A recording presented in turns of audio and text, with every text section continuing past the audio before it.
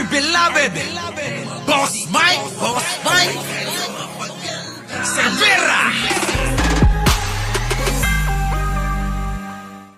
So, eto na ngayon, paano nga naman? Paano naman sasama si Banat Bay? Tad-tad na ng kaso si Banat Bay. Nagrereklamo na nga. Dumadaing na nga si Banat Bay. Banat Bay, pasok! Huwag ka nang tumahol! Di bale, at least hindi ka sumakay sa paandar ng grupo mo. Pasok! Demanda na ito ay sa Legazpi.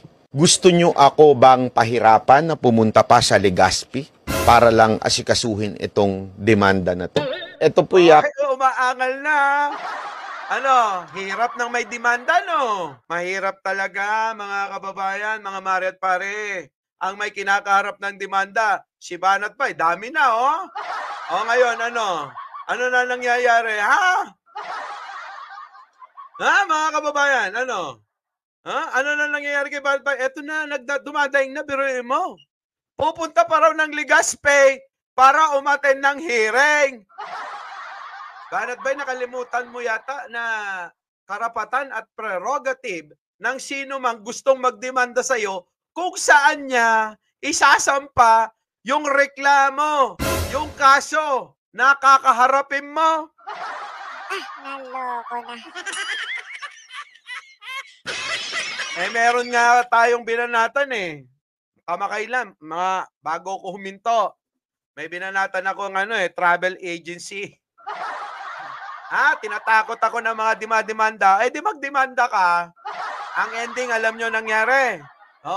Merong naghatid sa akin ng demanda sa Bataan. Meron sa Rizal. Meron pang isa sa Bisaya. Tinatakot ako ng demanda na ganon. Hindi mo ko matatakot dyan. Ang ending, alam nyo. Boss Mike, pag-usapan na lang natin to. Babalik ko na lang yung pera nyo. Pero pwede ba pakibura na lang yung mga content na ginawa mo? Kasi humina na yung negosyo. Naloko na. Madali lang naman akong kausap. Diba mga kababayan? Ang sa akin lang, yung pera na yan, napakalaki. Hindi naman basta-basta pinulot yan.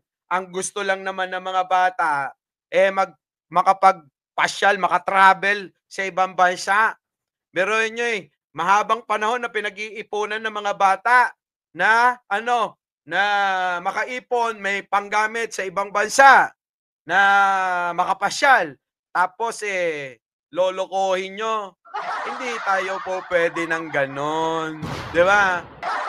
Boss Mike, sabi ni Mima, nagbura si Banat Bay pero nag-share din siya. Okay. Yun na nga, mga kababayan. Siguro, napag-isip-isip niya, teka, peke ano ngayon, Banat Bay? May kaso ka na naman. Saan ka a-attend? Saan ka dadalong kaso? Nalulungkot ka na. Nalulungkot na siya. Kasi naman kayo bira kayo ng bira. Diba? Bira kayo ng bira. Sabi naman dito, drug test daw. Sal-en muna. Diba? Pag walang sal-en, walang drug test. Buti pa si Pangulo, nagpa-drug test na nung panahon ng eleksyon. Pero yung idol ninyo hanggang ngayon, ang sal-en, nandoon pa rin sa mga puwet ninyo. Nandoon pa rin. Ay, nako. Eto na. Banat Bay, paliwanag mo. Magmakaawa ka na. Magmakaawa ka. Kung ako siya, pakaawa ka na. Sabihin mo, wag naman ganun. Pwede naman dyan sa bangbang na lang. Diyan nyo na lang isampa sa bangbang. Ganun. Wag naman doon sa Legazpi, layo-layo. Diba, mamamasahe pa ako, magdadrive pa ako. Hindi, mag-aeroplano ka, may diretso doon. Baba mo doon sa Doon mismo. Oh, kung saan sinampa. Sa Legazpi Airport, di ba? Meron naman ganun, no? Siguro mga wala pang isang oras, nandun ka na.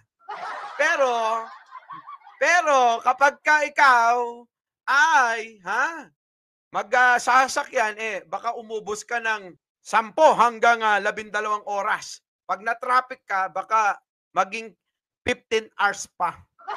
Di ba? Oh, pass out, banat bay. Yung demanda na ito ay sa Legazpi. Gusto nyo ako bang pahirapan na pumunta pa sa Legazpi para lang asikasuhin itong demanda na to? Ito Ganun talagang nga. Aasikasuhin mo yan sa ayaw at gusto mo.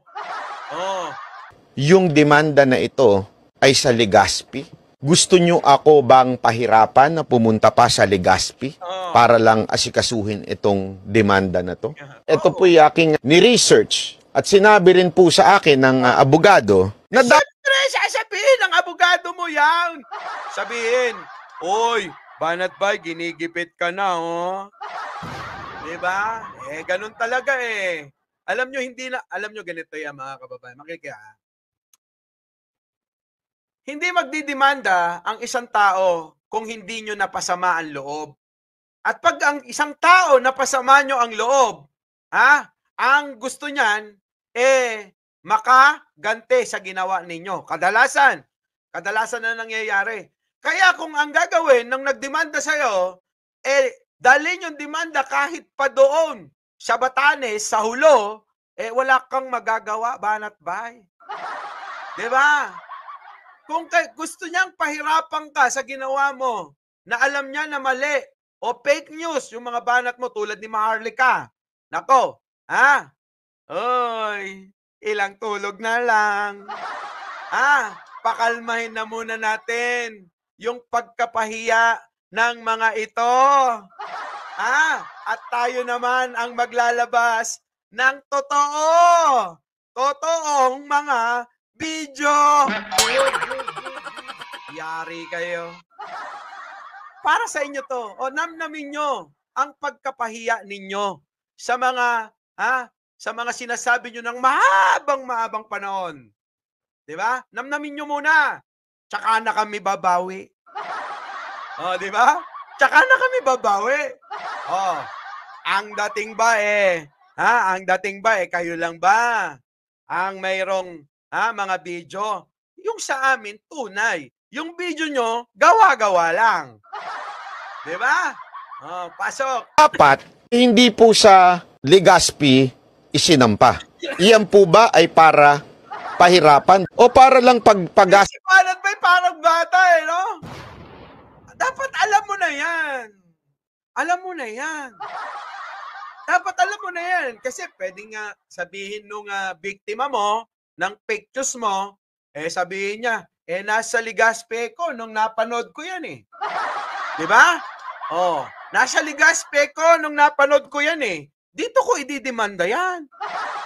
Diba? Wala namang babawian, Boss Mike, kasi wala namang bearing yung mga akusan nila. Diba? Wala nga. Kaya lang mapanirang purit malisyoso nga. Na tinaon pa talaga nila Maharlika, nila Roque, nung isa pang baklang abogado, ng mga amuyong nila, yung mga baboy na nambababoy, di ba? Biruin mo yun, kada hearing mo, banat ba yun? Mag-iisip ka, magpabook ka na lang, ganun. Pabook ka ng ilang beses na hearing yan, no? Tapos, meron pang mga delay, di ba? Madi-delay pa yan. Pupunta ka doon, akala mo may hearing, wala pala yung judge. O kaya yung kalaban mo, hindi makakapunta. Tapos isiset na naman yan ng panibago, darating yon. Tapos uutay-utayin yung kasyo. Naku po. Abala. Sobrang abala, masakit niyan kapag naset ang hearing. Sige, tuloy. Bakit? Paano ba? Ito na. Dapat hindi po sa Legazpi isinampa.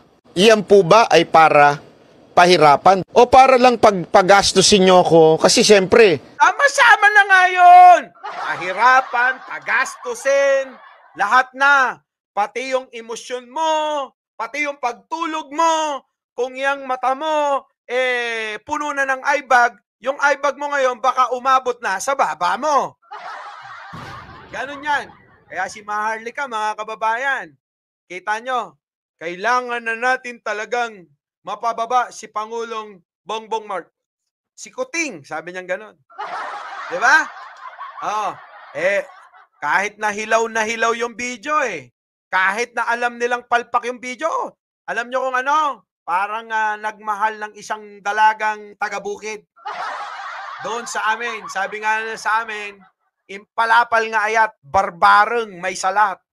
Nagbarbareng sila no? Nagbakasakali.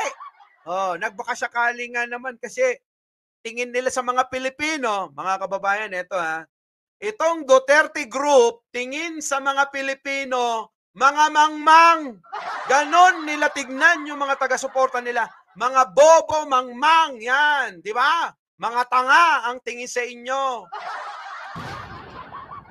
Tapos kayo naman, habang ginagawa kayong tanga, bobo, mangmang, pumapalakpak pa kayo, tumatawa pa kayo, sumasaya pa kayo, ano tawag sa inyo?